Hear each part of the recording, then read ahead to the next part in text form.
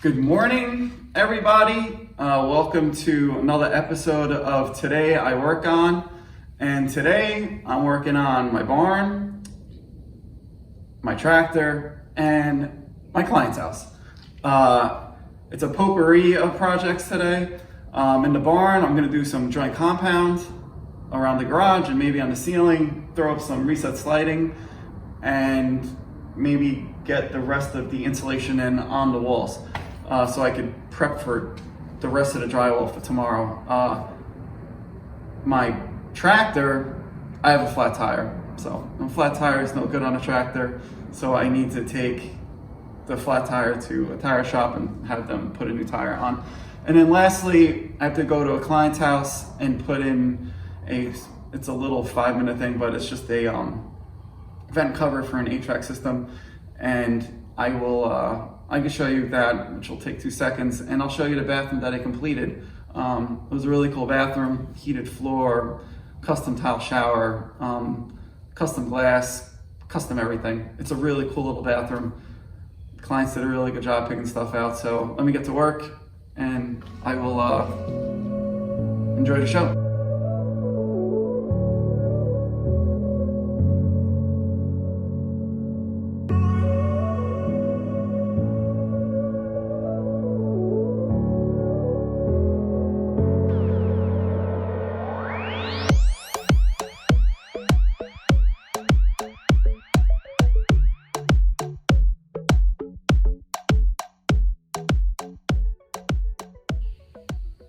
All right, second coat is applied on the ceiling and the walls where the garage door is going to go. And the reason why I'm doing just this area right now is because the garage door is coming in on Monday, and there's going to be rails coming up on the wall, on the ceiling, and then there's the huge spring that runs across the header. And I want to paint it so it looks clean. If I waited to do this and then they put up the garage door, then I would have to paint around all the hardware and it would look horrible. So I like to anticipate my my projects, and this is just another way I do it. So I'm probably gonna do a third coat because it's my barn. I want to make it look nice. All right, off to taking the tire off the tractor.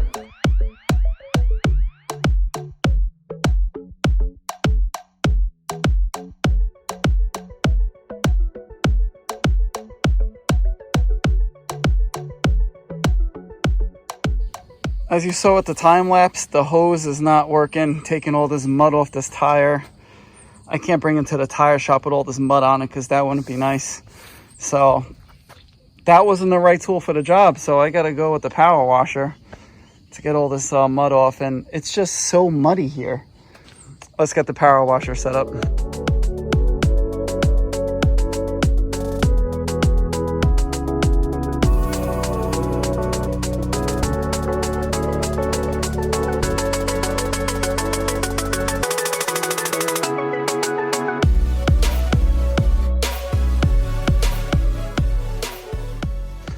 All right, tire's all cleaned up. This is the old tire. This is the new tire. You can see where the tractor tire wears. It looks like it's on the outside that wears. You see, like, look how thick that thread is. And then this is not as thick. At one point, I bet this tire was as thick as this tire. Huh, I never realized that. These tires have about 400 hours on them. And I plugged them quite a few times. So it's not worth keeping. I can't keep plugging it. So it's time for a new tire. Off to the tire shop.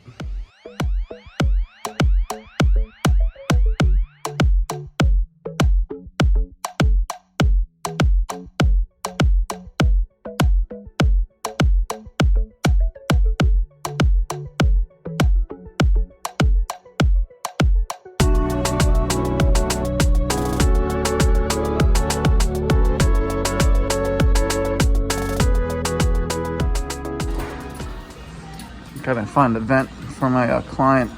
I stopped off at Home Depot first. So 8x6 vent, that's the old one.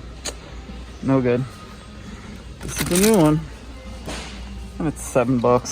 So, you know. Gotta make everything fresh.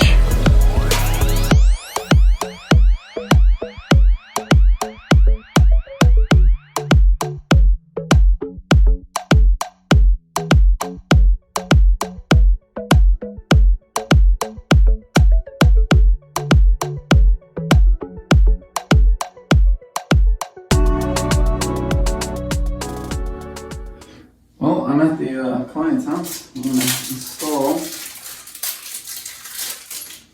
this vent really quickly.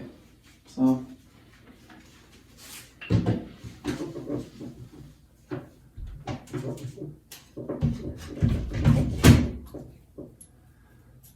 it's a very simple install.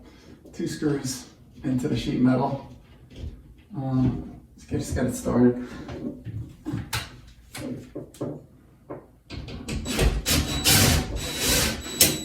That's one.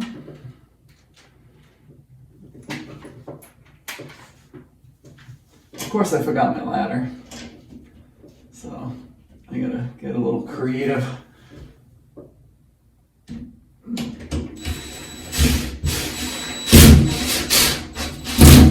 Done. Well, I'll recap my bathroom. First things first, the cool part, the heated floor. So this is a Schluter heated floor system. You can see by the little Schluter trademark design.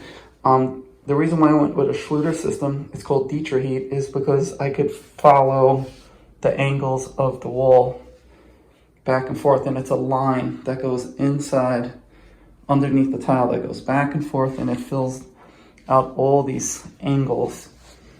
So that's the cool part of this bathroom. The other cool part is the nice tiled shower floor, and then we did a nice little wainscoting with the tile across the shower. That's what she wanted. And then the biggest unusual part of this bathroom was the shower screen. That's the first one we ever done. I kind of like it. And then I put the controls on the far side, so when you walk into the shower, you know, you don't get cold waiting to take a shower. So it worked out really well. But this is my bathroom.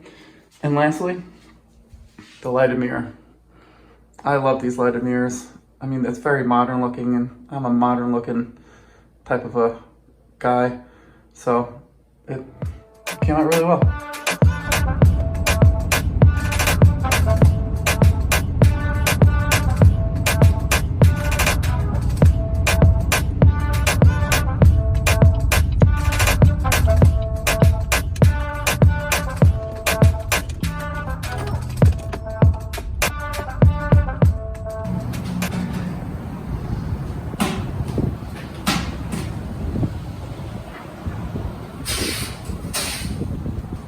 Getting the tire changed.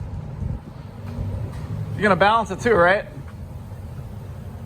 No, I'm only joking. You don't have to balance that. You're good.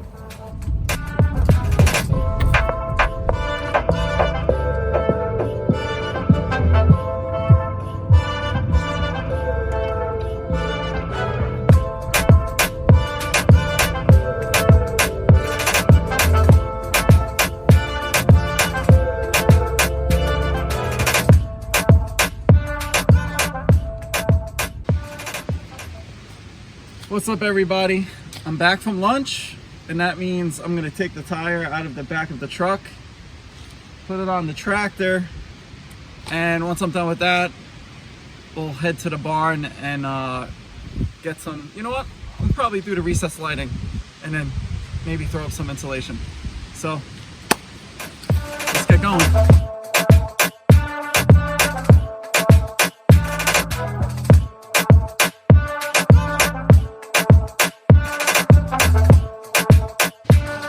What's up, everybody?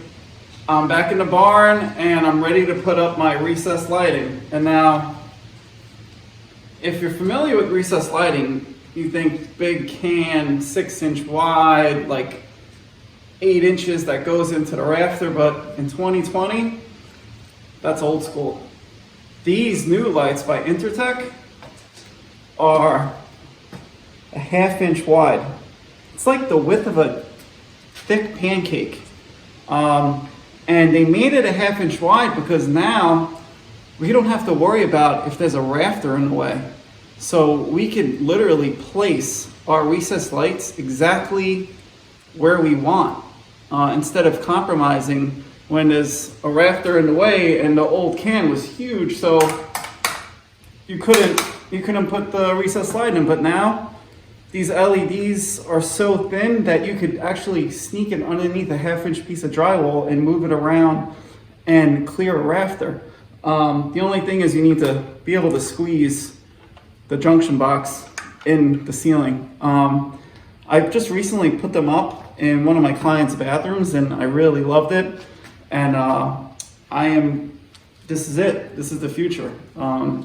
These will be in all my projects from here on out, and in my house, and wherever I put light. And like I said yesterday, I love light. So I'm gonna put 3 of these in above the window where I'm gonna put my workbench area, so I have a ton of great light, so I don't have any issue seeing what I'm working on. So let me get started on this.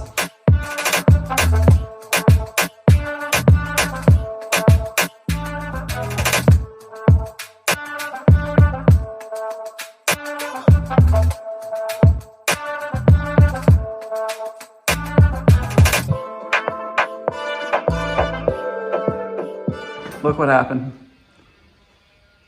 Rafter in the way, what else is new? So I cut my 2 holes, everything's looking good, and then I saw my screws where I screwed, and I didn't realize that there was a rafter in the way. See, nobody's perfect, but I'm able to save the hole because I have this. I just need those little clips to sneak in there. So I need to split the difference between the rafter and the hole, and I should be good to go. So let me start wiring these up, and you'll see how bright they are. They're so bright.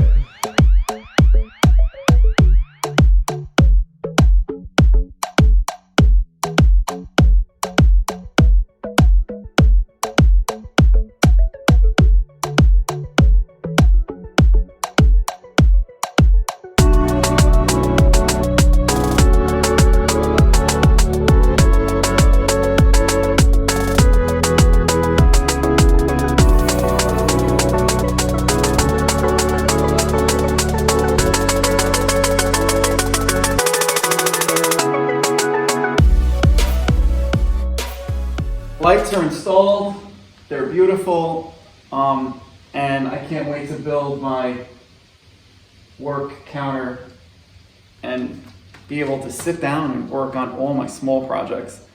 I've been waiting my whole life for something to be built this way. But speaking of lights, I just want to go over something really fast. It's my pro tip of the day, and I'm going to keep it as short as possible, but it's super, super important when it comes to renovations. That's the actual color of your lights.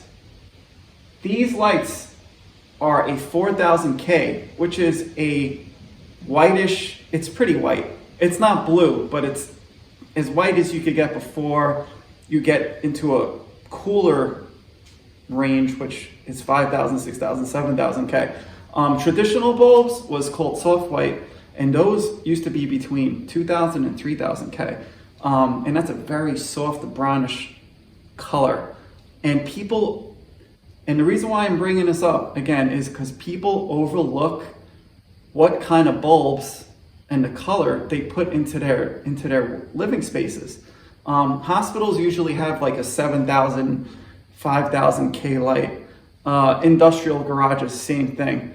To me, I don't want that in my garage because it's too hard in my eyes. It gives me a headache. So that's why I went with a 4000K.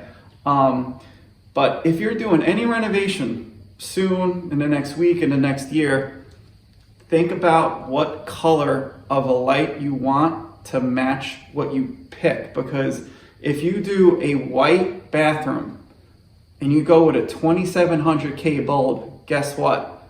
It's gonna wash out the white and everything's gonna look brown. If you pick a 4000K light, guess what happens? You have a nice true white and your whites pop. So that's how important lighting is. So you could spend all this money in the world, and you could put in the wrong color light bulb, and it's gonna kill the whole style of your bathroom. And the last part, I just wanna recommend what I usually like in a living room, kitchen, or a bedroom is a 3000K. In a bathroom, especially if it's a white or a gray, I like to go with a 4000K. I personally don't like anything over 4000K, but a lot of people, they overlook these things and they don't realize what they're buying. But again, color, super important. If you do any work on your house, make sure you pick the right color. I'm done talking about that. I'm gonna start insulating the walls. My least favorite thing to do, but someone's gotta do it. So off to insulation.